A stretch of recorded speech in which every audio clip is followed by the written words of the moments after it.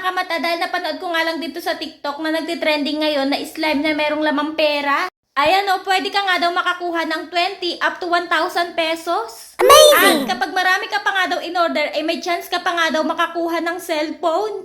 Grabe, diba? Kaya naman o-order na tayo niyan. Let's go! What's up mga kamata? I'm back. Nandito na naman tayo para sa panibagong life hack. O diba mga kamata, ang galing nga nung slime na yon na merong lamang pera. O diba, nag-enjoy ka na, may laruan ka na, may pera ka pa. So dito nga daw mga kamata, pwede tayo makakuha ng 20 up to 1,000 pesos. O diba, napakagaling. Kaya naman ngayon, aalamin na natin yan guys kung totoo nga ba at legit nga ba at o-order na tayo ng ganong product. Kaya naman tara, let's go! So, eto na nga siya mga kamata. Ayan, 169 pesos siya. And medyo pricey nga ang kanyang presyo. Pero mali ba natin guys kung makakuha tayo dito ng tagwa 1,000. O diba? Kaya naman ngayon ay o-order ako ng 5 piraso. Kaya naman buy now na yan. 2 days later. So, eto na nga mga kamata. Ayan, dumating na nga itong aking order na money slime. At ngayon naman i-unboxing na natin siya. At i-review na natin kung talaga nga bang may lamang pera tayong makukuha. At kasama ko nga pala dito si Baby Cyrus. Ayan, say hi to viewers. Hi! So, ayun mga kamata, ayan, hindi ko nga pala ikakat tong video na to para mas makita nyo or wala tayong masabi. Ayan, charis. So, ayan, hindi natin ikakat to guys. Walang cut tong video na to.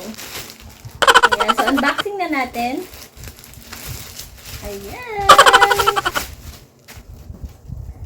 So guys, in-order ko talaga tong slime na to para kay Cyrus kasi mahilig siya kasing maglaro ng slime. Ayan. Oh no! Bakit? Gagi. Oh no!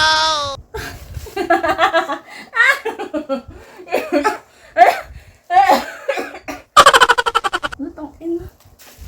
Ay, karibad yun. Ala, grabe ka! Ala, grabe ka!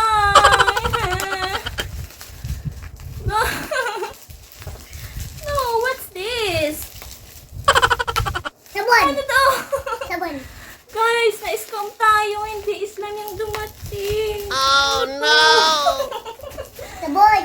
Gago. Sabon! Sorry. Wala, napakagagi nila.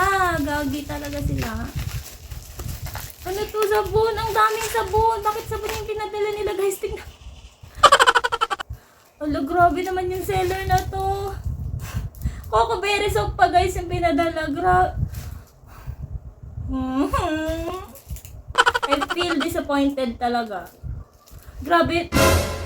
169 pesos. Tapos, ito yung pinadala nila. Oh Magkano lang naman to no! sa market? Guys, tingin niyo magkano to sa market. Etong Coco Berry soap na to. Na-scam tayo, guys. Tingnan niyo, oh. 5 piraso din yung pinadala nila. 5 pirasong slime yung in-order ko. Tapos, sabon yung pinadala nila. Ano yun? Wala ka ng slime.